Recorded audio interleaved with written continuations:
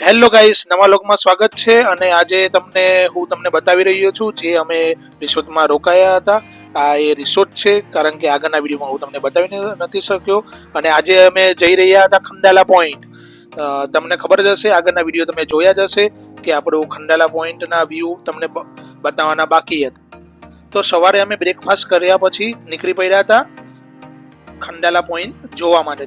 અને ફાઇનલી આપણે ખંડાલા પોઈન્ટ પહોંચી ગયા છે. આ તમે ઘાટનો વ્યૂ તમે જોઈ શકો છો. નીચેની સાઈડ તમે જોવો તો એક આખું ખોપલી શહેર દેખાઈ રહ્યું છે. તમને આગળના વિડીયોમાં હું તમને બતાવીશ. અને ફાઇનલી આપણે પહોંચી ગયા છે ખંડાલા પોઈન્ટ ને બંને બાજુ રોડ નીકળેલા છે. અને નીચેથી તમે જોઈ શકો છો કેટલો મસ્ત મજાનો રોડ છે. અને સામેની બાજુ પર્વત છે, એની બાજુમાં એક પુલ. હેલો ગાઈસ, અત્યારે અમે ખંડાલા પોઈન્ટ પર આવ્યા છે. તમે જોઈ શકો છો કેવું વાતાવરણ છે. તો તમે જોઈ શકો છો કેવું વાતાવરણ છે. આ ખંડાલા પોઈન્ટ કહેવાય છે. અહીંયા જ લોકો બધા ચોમાસામાં મજા માણવા માટે આવે છે. તમે જોઈ શકો છો કેટલું મસ્ત મજાનું વાતાવરણ છે. અહીંની ખૂબસૂરતી કંઈ અલગ જ હોય છે. ચોમાસામાં તો કંઈ અહીંયાનો મજા જ કંઈ અલગ હોય છે. અહીંયા ફક્ત ફોટોગ્રાફી અને એના માટે, અને અહીંયા વાતાવરણની મજા કંઈ અલગ જ છે. भाई साहब कुछ ज्यादा नहीं हो गया ये? मतलब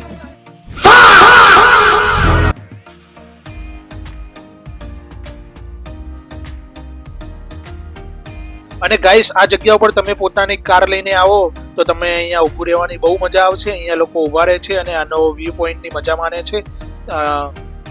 અને બાજુમાં ધીમો ધીમો વરસાદ પડતો હોય ને પ્રકૃતિની મજા લેવાની બહુ જ મજા આવે છે. તમે જોઈ શકો છો અમે ફાઇનલી ગાડી પાર્ક કરીને સાઈડમાં ઊભા રહી ગયા. અને ગાઈસ, આ સામેનો વ્યૂ છે, તમે જોઈ શકો છો. સામે પણ એકદમ પર્વત અને નીચે હાઈવે પણ જો નીકળે છે. અને એની પેલી બાજુમાં એક આખું નાનું શહેર વસેલું છે, જ્યાં તમે ઇમેજિકા અને ખોપલી કહેવાય છે એ શહેરને.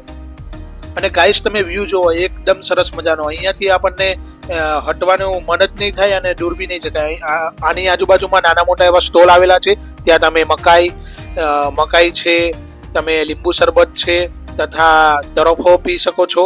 અને ચા પાણીની પણ મજા લઈ શકો છો. અને ગાઈસ, ફાઇનલી અમે ફોટા પણ લઈ લીધા, ગ્રુપ ફોટો પણ અહીંયા લઈ લીધા અમે.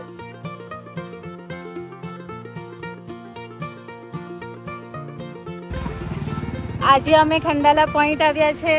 તો ચાલો ખંડાલા પોઈન્ટ જોવા માટે. જો કેટલો મસ્ત વ્યૂ છે, એક નજારો છે. આ જાઓ, ફૂલ પૈસા વસૂલ. આથી ક્યાં ખંડાલા, આ જાઓ, એક નંબર છે. વાવ, બહુ મસ્ત છે.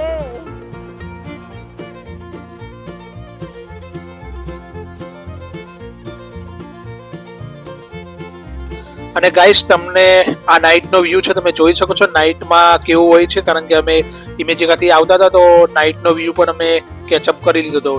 ગાડી સાઈડમાં રાખીને નાઇટનો વ્યૂ પણ અહીંયા બેસવાની મજા આવે છે. તમે જમીને અહીંયા બેસવા આવો તો પણ ચાલે. મસ્ત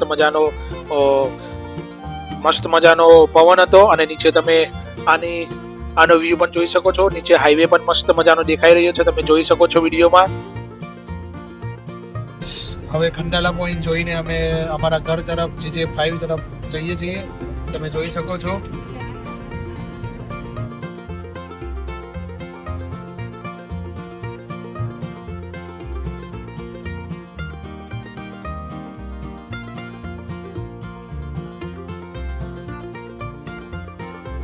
અને પછી તો અમે પોતાના ઘર તરફ GJ5 તરફ અમે નીકળી પડ્યા હતા. વચ્ચે મસ્ત મજાની ટનલ આવે છે. અહીંના રસ્તા એકદમ મજાના છે કે તમે લોંગ ડ્રાઈવ પર નીકળો તો પણ તમને મજા આવશે. અને ગાઈસ, તમને જતી વખતે જે ટનલ જોઈ હતી એવી જ તે રિટર્નમાં પણ મસ્ત મજાની ટનલ આવે છે. તો તમને અહીંયા ડ્રાઇવિંગ કરવાની પણ મજા આવશે. અહીંનો વ્યૂ એક નંબર છે, પૈસા વસૂલ છે.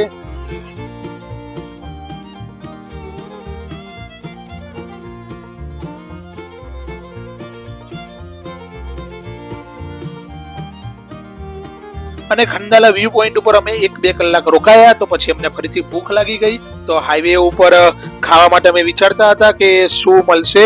તો તમે આ રસ્તો જોઈ શકો છો. અહીંયા બે બાજુ રોડ છે. એક બાજુ ખોપલી તરફ જાય છે અને એક મુંબઈ તરફ. તો અમે લોકોએ વિચાર્યું કે ચાલો મુંબઈ થઈને જઈશું.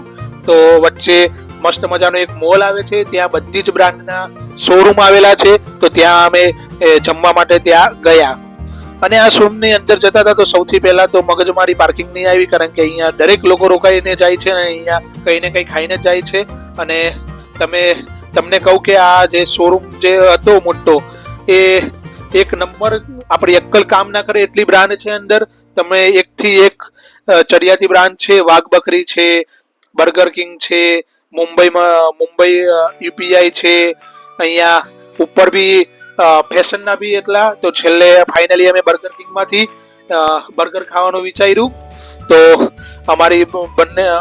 મારી અને મારા ફ્રેન્ડની વાઈફ બંનેને મેગી ખાવી હતી. એ લોકો માટે મેગીનો પણ ઓર્ડર કરી દીધો. અને ગાઈસ ફાઇનલી તમે જુઓ કે અહીંયા સામે જ સ્ટારબક્સનો બી શોરૂમ છે, એટલે તમે વિચારી શકો કે આ કેટલો મસ્ત શોરૂમ હોઈ શકે.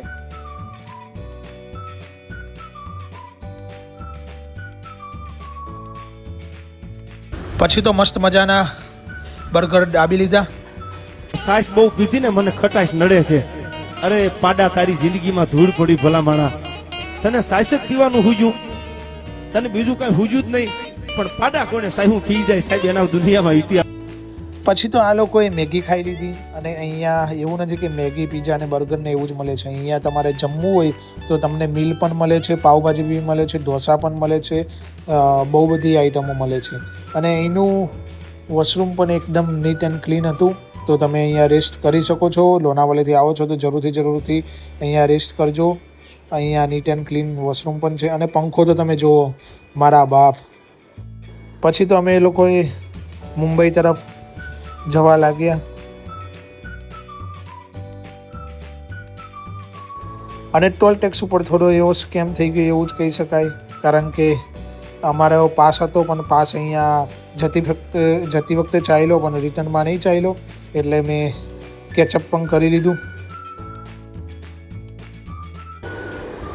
અને હવે અમે મુંબઈમાં પહોંચી ગયા હતા. તમે જોઈ શકો છો આપણી મુંબઈ મેરી જાન. પછી મુંબઈથી આગળ વધ્યા તો વચ્ચે કેરી આવી ગઈ, તો કેરી લઈ લીધી. અને પછી અમે વલસાડની પાસે હોટલમાં જમવા ગયા. તો ત્યાં સરસ મજાનું જમી લીધું. જમવાનું સરસ હતું. આ હોટલમાં તમે કોઈ વાર આવો છો તો જમતા જજો. અને આ લોકોએ સેન્ડવિચ પાછી મંગાવી દીધી. ચાલો યાર સફર થઈ સ્ટાર્ટ, મીટ પટેલ વ્લોગ લઈને આવ્યો દિલની વાત. મોજ ને મસ્તી, સ્માઇલ નો ફ્લો, દરેક એપિસોડમાં પોઝિટિવ વાઇબ્સ.